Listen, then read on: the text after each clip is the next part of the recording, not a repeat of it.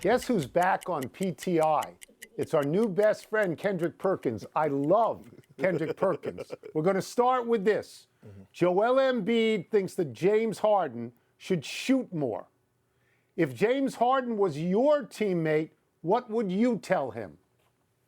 To snap out of it. I mean, look, we brought you over here to not just be a facilitator, but I need you to be that Robin. And the fact that Joel Embiid has to tell James Harden to shoot more, that's a problem, and that's disturbing in itself. And it's not just about this Toronto Raptors series.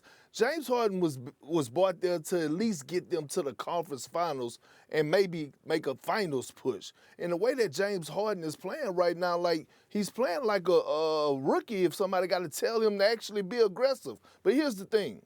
I think Father Time is catching up with James Harden right before our very eyes. You know what? I know we could go a whole segment on Harden, Perk, but I'm gonna double back a little bit and ask you about Embiid. You know, in his part of this, because he's clearly Batman. That thumb is bothering him. He says he's trying to play to guard against it and protect it. I've always heard from players my whole career, you cannot play that way successfully. I know you had thumb injuries in your life. What do you think about what Embiid is saying? I mean, he's right, but look, once you step between those lines, then you got to show up and play. You can't be worrying about that thumb. And look, in game 5, Joel Embiid was horrible defensively. That had nothing to do with his thumb. That had everything to do with his lateral movement and him being engaged. But the one thing I love about Joel Embiid is that, one, he holds himself accountable, and two, he has shown us if he's going to say something and say that he's going to be better and forget about the thumb, we got to believe him because he goes out and does it the next game. All right, you know, at some point I got to switch to the West. I'm sitting here in Phoenix where people are breathing a sigh of relief after last night. I know early on you have said after Booker got hurt that you could see New Orleans and pick New Orleans to win this series. Does last night change your mind, or where are you on it now with a 3-2 Phoenix lead?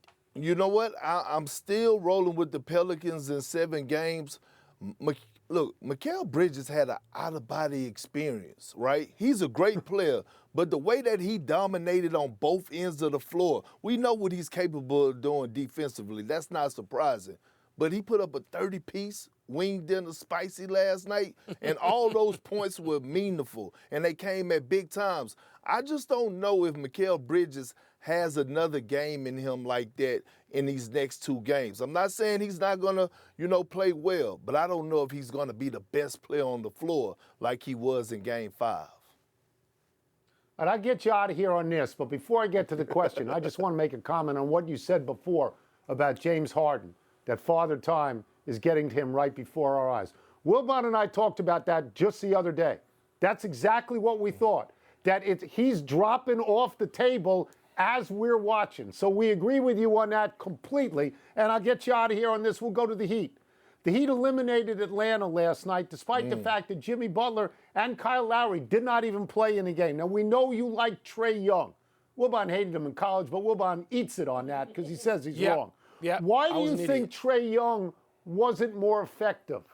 Well, it was the game plan of Eric Spoelstra, and 2, it just shows you how great of a defense the Miami Heat has, the personnel, right? I mean, boxes and elbows, staying disciplined, getting physical with them, multiple bodies.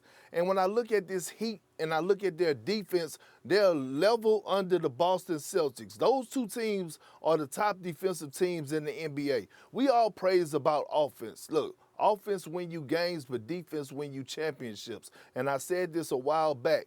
The Miami Heat teams give me those 2004 Detroit Pistons vibes, the way that they hang their hats on the defensive end, and that's why they're my dark horse to winning it all, because of the depth, because of the tenacity. Them goons from Dade County, all they do is go put that ski mask on and be waiting on you in that dark alley. Thank you, Kendrick, as always. Love having you. Thank you. Yes. Thank you. See you soon. Appreciate it, my good brothers. Thanks for having me. Thanks for watching ESPN on YouTube. For live streaming sports and premium content, subscribe to ESPN+.